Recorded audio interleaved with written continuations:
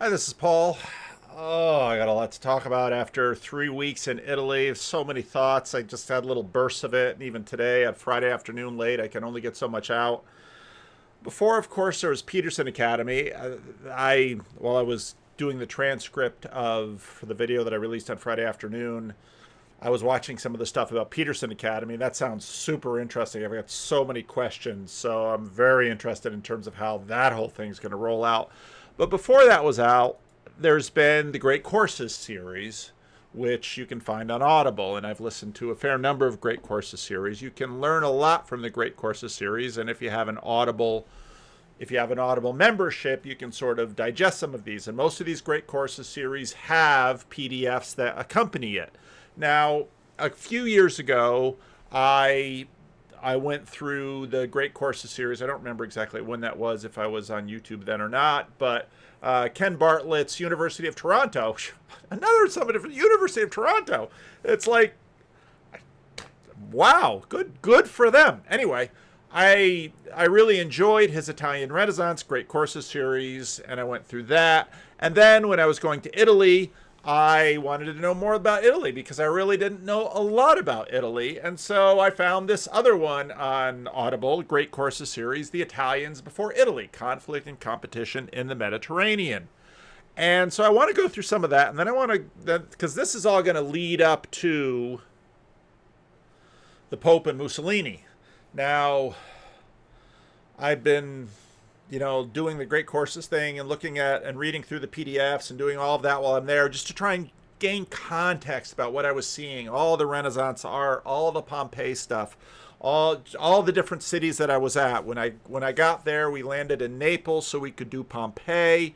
And then we also did this tremendous museum in Naples that had a lot of the early Pompeii stuff that they threw in this museum before they actually sort of had Pompeii as kind of ancient Roman Disneyland where you can go and look at this incredible thing, which is Pompeii. We didn't even get to Herculaneum. Only had a few days in Pompeii. And then went to Rome. I didn't even get into the Vatican, but I saw a ton of other stuff in Rome, which was amazing. And then we went to Florence.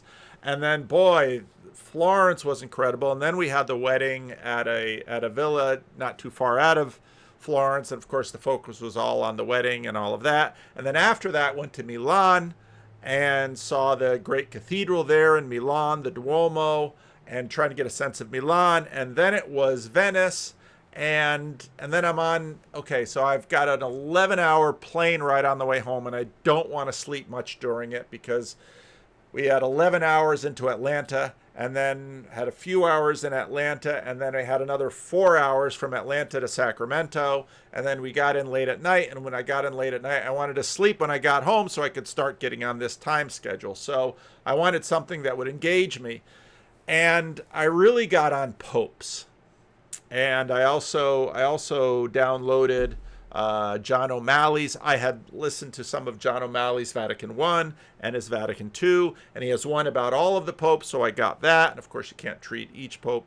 And then, as I'm researching popes and history of popes, I stumble across this, the Pope and Mussolini. And I was also had a lot of questions about Mussolini because the whole history of Italy is just such a fascinating topic. And why Italy and why the Renaissance and how did that impact the world and why sort of the downgrading of Italy as the center of the world, which it was for so very long, and I mean, so many things. I'm really interested in the Crusades and all of that stuff. But then the papacy is sort of this fascinating thing when it comes to so many of the issues that we're dealing with now in terms of dread Christian nationalism, in terms of whether America is a Christian nation, what does it mean to be a Christian nation, how does that work? And then I stumble across on Amazon this book, The Pope and Mussolini. And I thought, that sounds interesting. So I looked at the sample of that. I started reading it. I thought, oh yeah, this'll be it. And often when I have a big flight, I watch some YouTube, and then I do some audiobook, and then I do a podcast, and I do a little bit more YouTube. And I'm so ADHD and eclectic that I'm always sort of moving around in different things. But I started in on this book, and I was just gripped. So let's start in Italy before the book. Italians Before Italy, it's a wonderful course. And you begin with sort of the collapse, well, Italy as geography. And when you think about Italy and geography, wow, it's just sort of ideal because you're sort of protected by, in terms of a land mass, you're protected by the mountains to the north. Yeah, you can kind of get in there with France, and you're sort of a dock into the Mediterranean. And of course, the Romans made great use of this.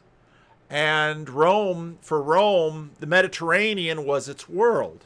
And I've spoken about the Vikings before. Of course, you have the North Sea and the Baltic. That was their world, sort of the Norsemen, the Vikings up there. But the Romans, of course, dominated the Mediterranean. And this was such a vitally important part of the world.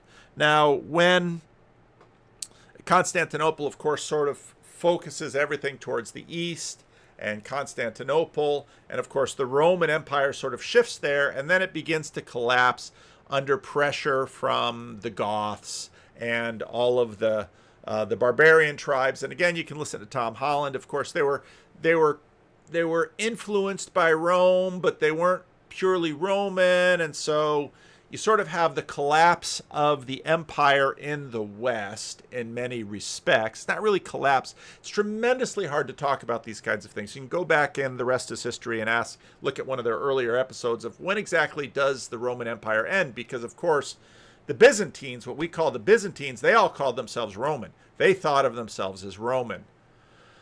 But what happens in Italy when Rome no longer sort of is the center of everything? Well, a lot of complex things happen. Part of it is that the cities endure.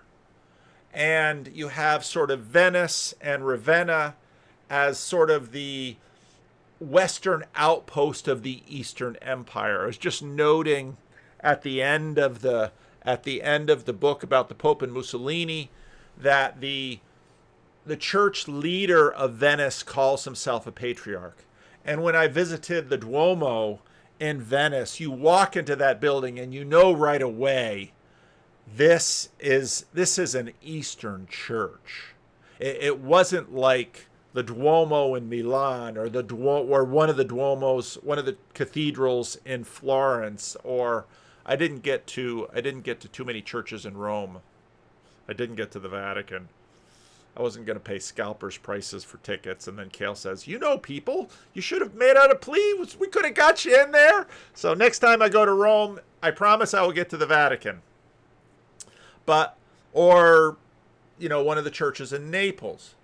So you go, so right away you can begin to see that part of what happens when Rome as an entity, as an imperial entity on the Italian peninsula begins to decompose, the cities are sort of on their own. And so part of how he deals with this course is, maybe I can do it best from the table of contents, is he goes through the cities.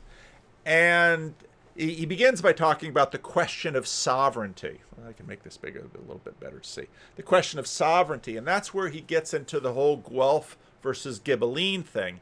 And when I was reading that this time, of course, he had dealt with it in the previous Italian Renaissance course that I had listened a number of years ago.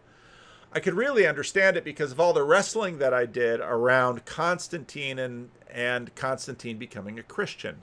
Because, of course, Constantine is looking for divine patronage and divine help. Of course, the whole episode on the Milvian Bridge and this under this sign conquer, however you want to deal with that. He's looking for divine patronage, but of course, then suddenly now the priests and the emperor, there's a tension between them, and that tension's only going to grow.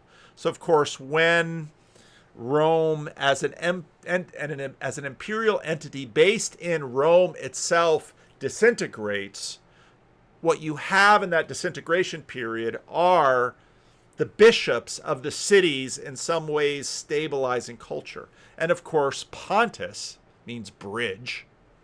The emperor was the Pontus by which divine power would come down to earth and they could express sovereignty. Now, what happens in Italy is you have this dual system, the Guelph versus the Ghibelline, and does sovereignty come through the Holy Roman Emperor or the king, or does it come through the Pope, the Bishop of Rome? And what kind of authority and what kind of power? And this, the tension between these two realms and these two schemes of authority energize all of the tension that's going on in these cities on the Italian peninsula. And whereas in many ways, even though a lot of empire stuff is going on over to the east between the Byzantines and of course the Persians, and eventually the Muslims will emerge. All of this tension is going on with, of course, northern tribes coming in, but every time northern tribes come in, they sort of get Christianized and they get colonized by the powerful culture that is in these cities. And of course, these cities are wrestling with each other. And when you get the calling of the First Crusade, Italy being sort of the dock of the Mediterranean, all of this wealth will come down. And of course, the Venice had all of the technology to get people over to the Holy Land. And of course, that sets up the Fourth Crusade, where Venice is having struggles with the Romans in the east. And they're like, they keep eating our outposts. Why don't we send this army over to conquer Constantinople? And then, because Venice was this became this powerful state, and you had Florence as a powerful state. And of course, their power is not just expressed in military might. In many ways, you can find videos on this on YouTube, where these cities had professional classes of soldiers, and these professional classes of soldiers, they were mercenaries and they're paid, and they're all sort of left over from the 100 Years' War, and they learned to fight just enough not to kill each other too much to fulfill their contracts with the people who are running these cities. So it's all this stuff going on. But of course, the Pope is at the center of it, because you have the donation of Constantine, and you have the Pope continuing wrestling with whatever secular authorities are there, usually the emperor, or maybe the king of France, or the Habsburgs, or the kings of Spain. You've got all of this tussling between the Pope over power, and over the question of, well, where does authority come from? And of course, the popes, their nuclear option was always to excommunicate an emperor. And of course, Tom Holland begins his book Millennium with Gregory versus Henry, or Hildebrand versus Henry. It's all of this tension. It's just energizing everything. And you've got papal ambition, papal reform, Savonarola. I mean, just so many interesting things. And it was really nice with this course because he went through the cities. And of course, I was visiting some of those cities. And so when I'd get to Milan, I knew something of the Visconti and what was going on with them. Of course, Florence was more of a republic. And Florence was, of course, in competition with Milan and Venice. And then they're figuring out that, hey, maybe if we don't fight, we can actually do better financially, economically. So amazing, amazing, amazing story. But Italy itself as a nation, well, it doesn't really gel. There's this great quote early on here. So you have the unification of Italy. They sort of have to, because they're constantly being dominated by Spain or France or Austria or any of the great empires. And here's a quote given to Giovanni Giolitti. "It's not impossible to rule the Italians. It's merely pointless," has been attributed to both Giovanni Giolitti, long-serving prime minister of Italy in the late 19th and early 20th century, and Benito Mussolini. The fact that Italy people, and I even heard this, we had the woman who sort of let us into the Airbnb in Venice. She identified as Venetian more than she identified as Italian. And so people are still sort of connected to their cities, even though the cities were all brought together. And of course, you can look at videos on YouTube about how Italian unification happened. But then, of course, you had Mussolini, who becomes this vitally important figure in the early 20th century, and the rise of fascism. Now, that's really where this book begins. And So you've got a monarchy, Victor Emmanuel, and then if you go to Rome, you see this right next to the Forum. You see this massive, massive monument to Victor Emmanuel and Italian unification. I'm going through all my. I should have just Googled something. So it's this massive, massive monument right there on the Roman Forum. And sometimes you see a massive monument like that, it's like, are they overcompensating for something? So, and then if you go into the Pantheon, you can find the grave of the first king of Italy, and you can find the grave of his son, the second king of Italy, who was assassinated. But the third king of Italy, he's not there because he had to go off into exile. And I remember the tour guide basically saying, yeah, they keep trying to come back, but mostly they just show up on game shows and TV. So you've got this constitutional monarchy. And after the First World War, Italy did not perform well in the First World War. They didn't perform well in the Second World War either. But of course, you had the Russian Revolution. And what you have in Europe is this panic in Europe over socialism and Marxism because of the Russian Revolution. Because Russia, this major perennial, historical, Christian, Orthodox power, gets taken out by these communists. And communism is very attractive for many people. And so socialism is on the rise in Italy. And Mussolini begins as a socialist, but then he flips, and basically he's still an extremist, but now he's going to back the industrialists instead. So Mussolini, when he was a socialist, he's in charge of the Socialist Party's newspaper, its most important newspaper, in 1912. While still in his 20s, Mussolini was named to be one of the Socialist Party's most influential posts, editor of the National Party newspaper Avanti, based in Milan.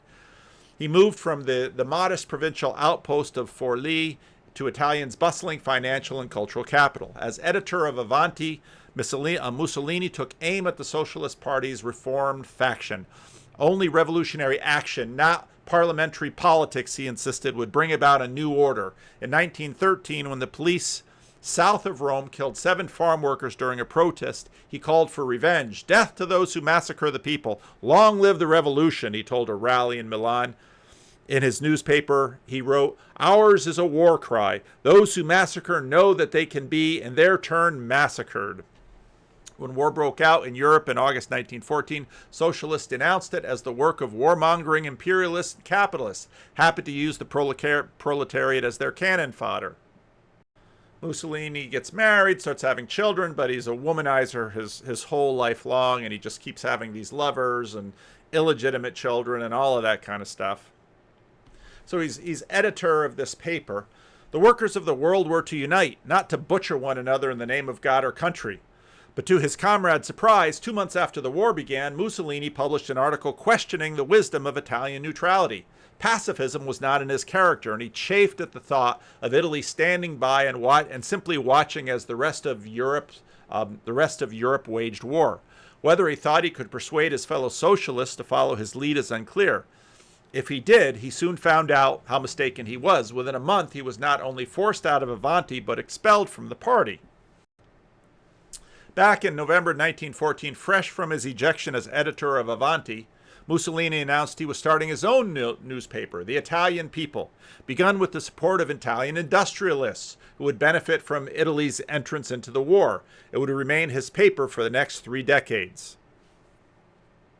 Around the same time he started his newspaper, he organized the Fasci d'Azione Rivoluzionaria, revolutionary cells, or as he would describe them, a free association of subversives who supported Italy's entry into the war and called for an end of the monarchy. They held their first meeting January 1915, 4 months before Italy entered the war at the side of Britain and France. Soon Mussolini was drafted and sent to the front in the mountains of northeast Italy. On February 23, 1917, his military service was cut short when a mortar he was trying to fire exploded in its tube, killing 5 of his own soldiers and puncturing his body with shrapnel. Despite surgery, or perhaps because of it, infection set in and fever raged, but he survived and returned to Milan, where his most important lover and political confidant awaited him. And it goes into the born in 1880, a wealthy Venetian Jewish family, Marguerite Sephardi, had studied at home with private tutors. She would become a long-term lover of his. Now, the irony, of course, is that she's a Jew, and as this book develops, a lot of the conflict have been between Pope Pius XI and Mussolini towards the end of the life of Pope Pius XI will be over the question of racism, and as Mussolini increasingly sort of gets pulled into Hitler's orbit and begins to implement Hitler's ideas in Italy. So after the war, Italy's a mess. Mussolini found his natural constituency in the returning veterans, playing on their nationalism, their sense of that country owed them something, and their unwillingness to abandon the kind of camaraderie under arms that they had recently enjoyed. Attacks on war profiteers, defeatists, inept generals, and corrupt politicians proved a heady mix. On March 23, 1919, he convened the first meeting of his fascist movement. And so in many ways, Mussolini invents fascism. And it's just an incredible story about basically how he, shortly after the new parliament convened, Mussolini rose to give his first, Mussolini basically thugs his way into the leadership of the country because Victor Emmanuel III, the third of that monarchy, when the general came and said, these guys are marching to Rome, just a little bit of good soldiering would end this thing, which is exactly what happens to Hitler. When Hitler tries to follow Mussolini's script in Germany, the Germans wouldn't have it. Hitler has to take another route to power. But Mussolini is basically just given the country because everybody's scared to death of the socialists. Shortly after the new parliament convened, Mussolini rose to give his first speech. It would prove memorable. Hundreds of millions of Catholics throughout the world looked to Rome as their spiritual home. He said this was a source of strength that Italy could not ignore. Fascism, he pledged, to the shock of many who knew him, would help bring about the restoration of Christian society. It would build a Catholic state befitting a Catholic nation. Mussolini's surprising embrace of the church came without any previous consultation with Vatican authorities. The Catholic Popular Party stood in the way of his efforts to portray himself as the country's best hope for stopping the socialists. To get the Pope to abandon it, he would have to convince him that he could help the church more than the Popular Party could.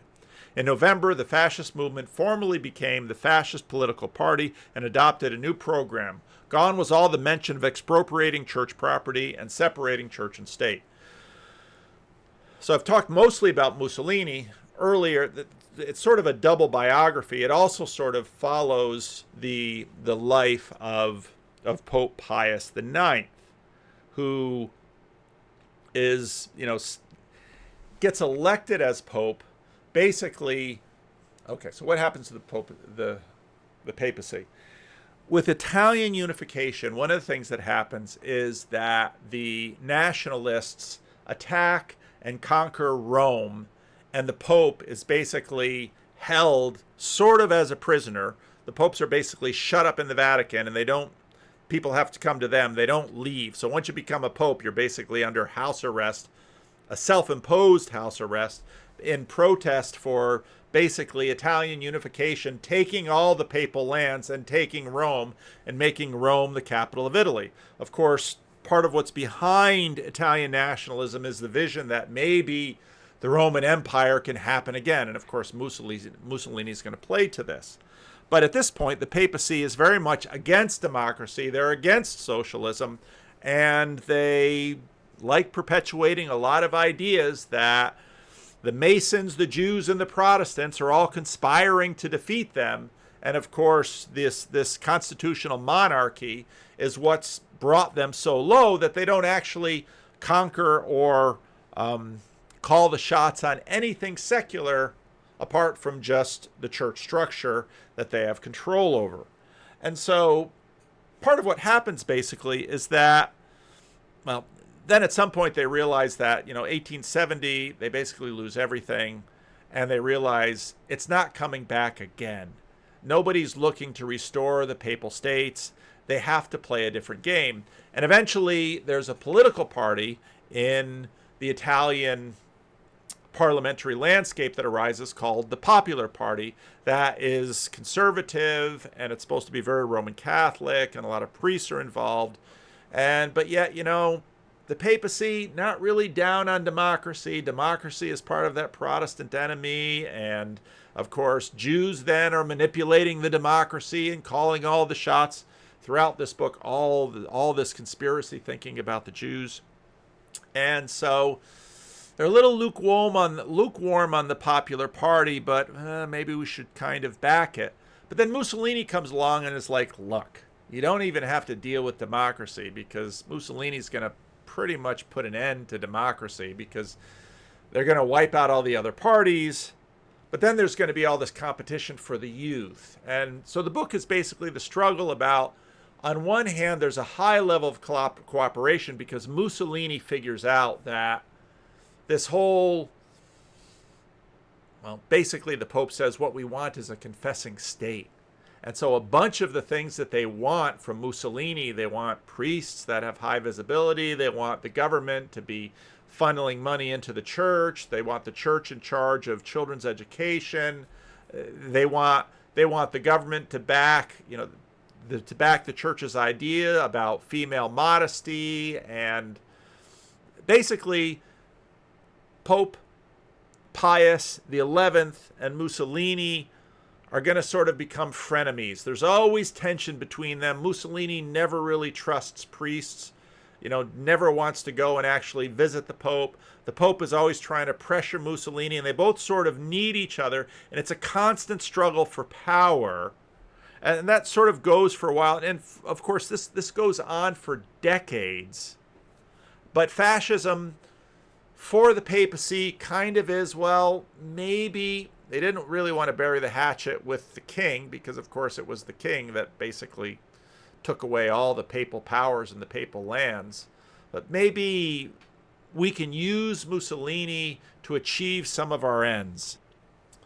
The Vatican threw its full weight behind Mussolini's campaign. In March 17, a week before Election Day 2029, La Osservatore Romano published an appeal urging all Catholics to vote yes. This was no small matter for Mussolini. 99% of Italians were Catholic. The rest of the Catholic press, the priests throughout the country, eagerly enjoyed the campaign. To most observers, it seemed that a grateful people would simply mobilize the church to support Mussolini's list of faithful fascists. But behind the scenes, something else was going on. The Pope was not willing to simply rubber stamp Mussolini's choices. Of the 1,000 names presented to the Grand Council from various fascist and state organizations, which was to choose the 400 candidates, the Pope deemed 3/4 insufficiently Catholic. With the signing of the Concordat, the Pope argued Italy was a confessional state. The membership of Parliament should reflect this new reality.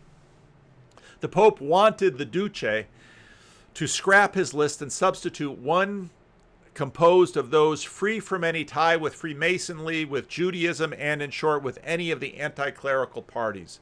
In this way, the letter conveyed the Pope's wishes, concluded, the Duce will place the most beautiful and necessary crown atop the great work of the treaty and the Concordat. He will show one more time that he is, in conformity with what His Holiness recently called him, the man sent by Providence. A few days later, Tacchi Venturi, this was a Jesuit go-between. Now, a big part of this struggle is that as the Pope gets near death, he's increasingly upset with how Mussolini is basically following Hitler's persecution of the Jews.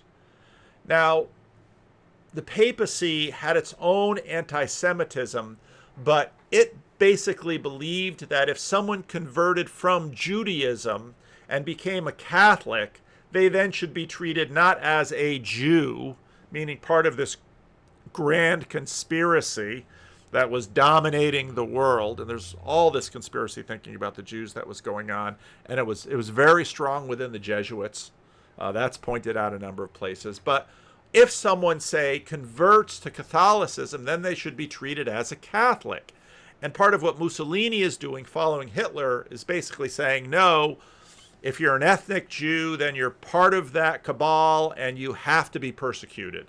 And so this was this tension between then the Pope and Mussolini was increasingly irritated by this because they sort of continued to need each other.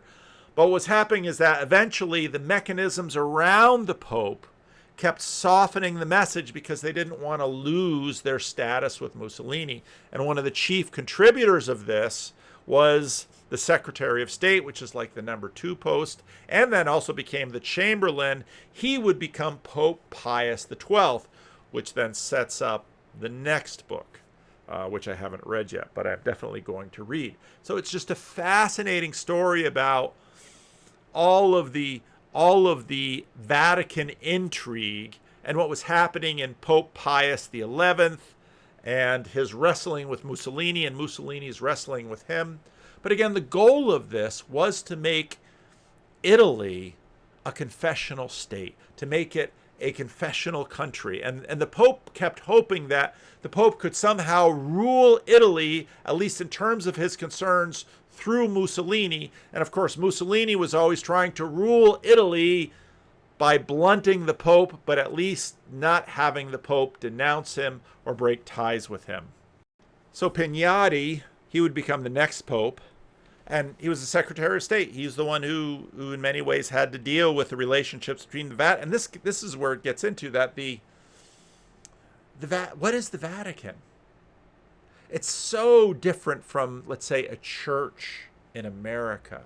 The Vatican demands to be treated as a state on parallel with the Italians or the Russians or the Germans or the Spanish or the Americans. And they were continually upset by the fact that America didn't send an ambassador to the Vatican back then. It didn't recognize the Vatican as a state. But Pignati presented the Duces, Mussolini's note, to Pacelli the next day. The cardinal insisted that the phrase that had so upset Mussolini, incomparable minister, had been sincere. The Pope had intended to express his appreciation for all Mussolini had done for Italy and the Church. Pignati repeated that the relations with the Holy See were at a dangerous juncture. If the Church were not careful, he warned, it would find itself in trouble. Now, part of what had happened is that Hitler really went after the Roman Catholic Church in Germany and was, bringing up priests on charges of molesting children, and Hitler was very much trying to undermine the church and get the church out of the way in Germany. And, it's very interesting if you read, let's say, Timothy Snyder's work on Hitler, especially Hitler and Stalin and the work that Timothy Snyder has done. Timothy Snyder brings out the fact that part of what Nazis did with sort of their radical environmentalism was to really try to reduce institutions. And of course, there's no bigger, greater, older institution than the Roman Catholic Church. So Hitler just really went after the church. And so first fascism was sort of like the hope that maybe this new form of government could be a way that the Vatican can recapture the world away from socialism and away from democracy, and maybe fascism is the way to go. But of course, then you have fascism develop in Spain. That wasn't so bad. But then fascism develops in Germany, and Hitler just really goes after the Roman Catholic Church there. And that is sort of what Mussolini keeps in the back pocket as the threat that, I'll do to you what Hitler has done to the church there. But of course, they're sort of frenemies. They sort of need each other. What made the past months so painful to the Pope was his realization that his dream of turning Italy into a confessional state, one where the machinery of the authoritarian regime would be at the service of the church, had been so naive. True, he had been able to do what no modern pope before him had done, get the government to impose the church's will on the Italian population. Catholic clergy now played active roles in many state institutions, from schools to government-sponsored youth groups, where before they had been absent. But the battle over the marriage law, this is over whether or not if a Roman Catholic marries a Jew and the Jew converts to Catholicism, gets married in the church, the Pope said they should be treated not as a Jew, have all their property taken away for them, getting kicked out of the schools, and all of these increasing persecution against the Jews that was beginning to happen in Italy as Hitler was implementing it in Germany and in Austria and in Czechoslovakia and wherever, of course, Hitler was going. This was going to come to Italy, but the Pope wanted to say, hey, look, if there's sort of a religious Jew participating in the great world conspiracy that gets worked through democracy and Masons and all of these other levels, then they should be opposed. But if they become Catholic, then they should be welcomed. Mussolini wasn't writing the law that way, and so the last part of the book is all this fight over this law. That's the marriage laws. But the battle over the marriage law had made it clear that for any matter that Mussolini deemed crucial to his regime, it was he who would decide, not the Pope.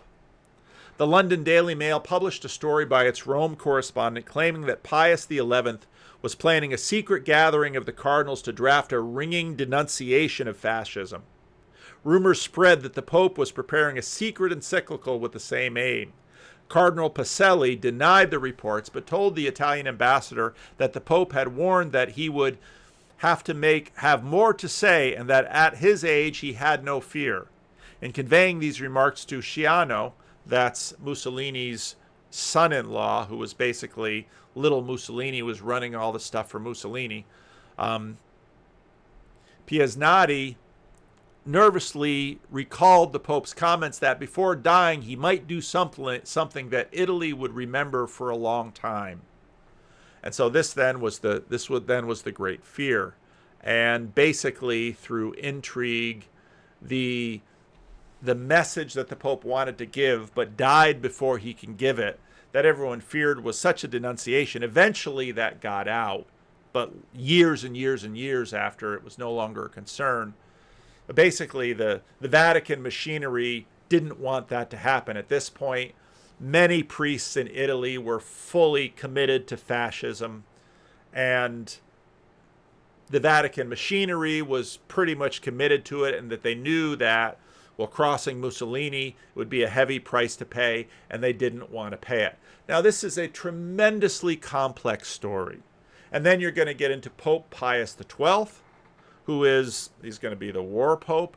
But then, of course, after Pope Pius XII, Pope Pius XII will die in 1958, and his successor, John XXIII, convenes the Second Vatican Council and dramatically changes the Church's direction. No longer would Jews be demonized. Interreligious understanding would be prized, not scorned. Freedom of religion and speech were to be applauded, not attacked. Since those heady years of the Second Vatican Council. And that, of course, sets up all of the current drama in the Roman Catholic Church about the Second Vatican Council. But you can understand why this emerges on the heels of the posturing of Pope Pius XI against democracy and sort of the looking to fascism as maybe this new way in the future would be a way for the church to once again have the kind of power and influence that it had lost since the Middle Ages. So these issues are very much salient. Then the author's note where he ends the book. The Roman Catholic Church, or so the common narrative goes, fought heroically against Italian fascism. The Pope opposed the dictatorship, angry that it had deprived the people of their civil rights. Italian Catholic Action, the Church's organization of the laity, stood as one of the most important forces opposing the regime. The fascist racial laws in 1938 in this comforting narrative sparked indignation protests from the Vatican, which denounced their harsh treatment of the Jews. Not the case. Unfortunately, as the readers have seen in these pages, this history bears little relation to what actually happened. The Vatican played a central role in having the fascist regime possible, making the fascist regime possible, and in keeping it in power. There's a moment in which a socialist parliamentarian is disappeared by some fascists, and the country really gets scared and nervous, and Mussolini gets terrified, and basically the Roman Catholic Church steps in and says, oh no, Mussolini wasn't responsible for this, he's our guy. At that point, Mussolini probably could have been taken out of power, but the church keeps him in, because again, the church is like, this fascism, this is our new answer against democracy and against socialism. The Vatican played a central role in making the fascist regime possible and in keeping it in power. Italian Catholic Action worked closely with the fascist authorities to increase the repressive reach of the police.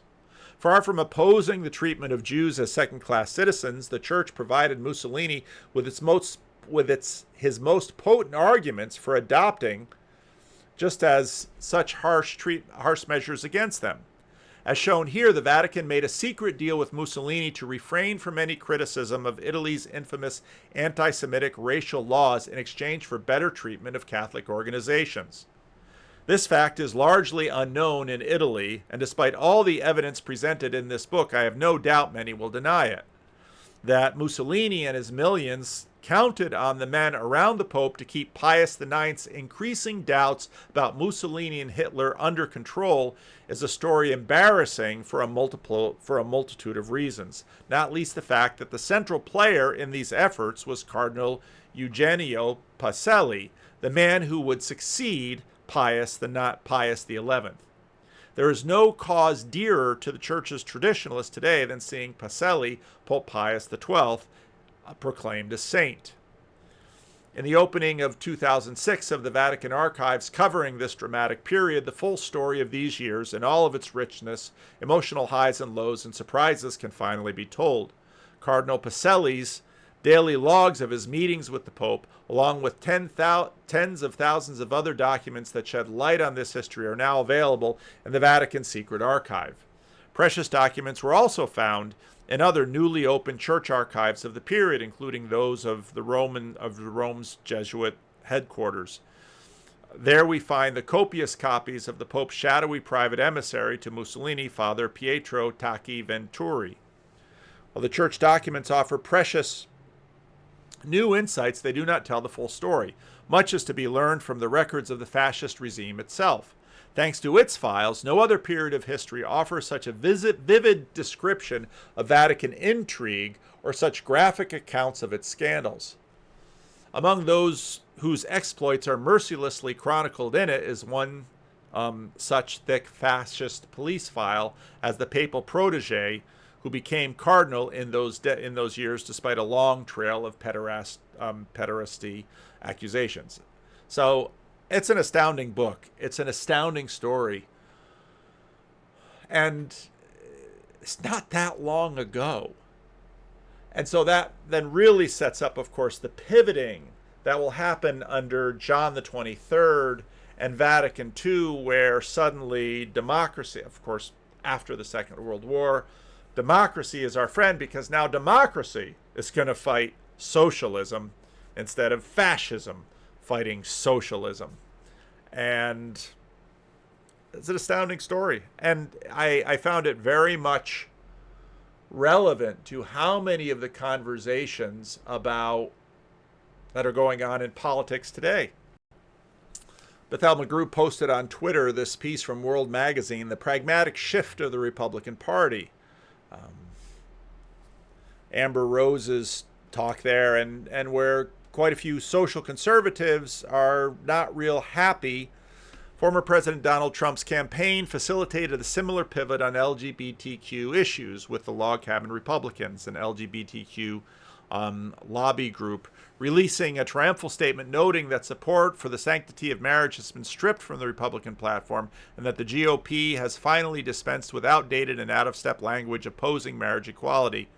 The move was apparently demanded by Trump himself, and surrogates such as Vivek Ramaswamy have been swift to point to the omission as evidence that the GOP is evolving away from the social conservatives that defined it for a generation.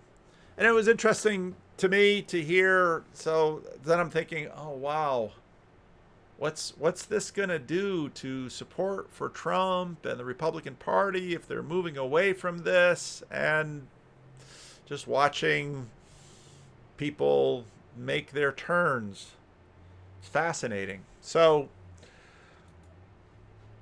just wanted to give a little intro into this book, and I'm reading. I've started the second one, although there's so much other interesting stuff to treat. I saw that Peugeot talk to Peter Boghossian. Again, I'm only halfway through Jordan Peterson and Joe Rogan. But yeah, history is a fascinating thing. And part of my trip to Europe just brought up so many questions about, okay, what is the church? What's that? Some of the videos that I've made already. What is the relationship between a church and a temple? How does this transformation take place? What happens in the Protestant Reformation? How does art and Protestantism fit together? How, in fact, if anything, it sort of made me better understand a little bit of Ivan Illich, who, again, I want to read a little bit more of. So, fascinating, fascinating stuff. I have no idea how the Roman Catholics of the corner, I really want to talk to Laura and Kale and others about this history. It's a fascinating history. It's not a, I don't point to this history as somehow a way to denounce the Roman Catholic Church at all. It just helps. It helps me understand the turns that it has made, because again, when I was reading about Vatican I and Ultramontanism, and then Vatican II, about this shift away from, it's just fascinating stuff. So I don't know, kind of a messy video, but really interesting book.